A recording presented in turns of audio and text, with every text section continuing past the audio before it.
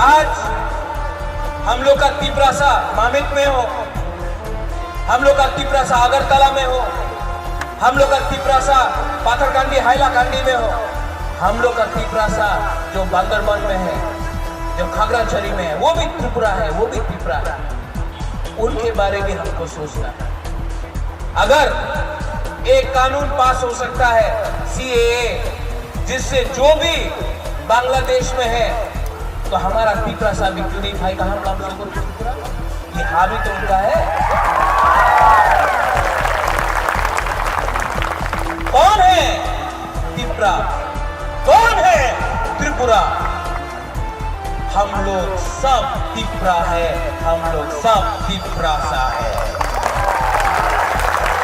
चिंता नहीं करने का, नथिंग टू वरी।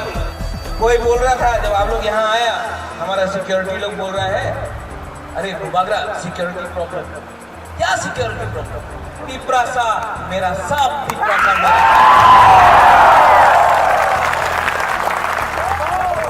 रंजीत बोलता है क्रिया, नथिंग टू वरी।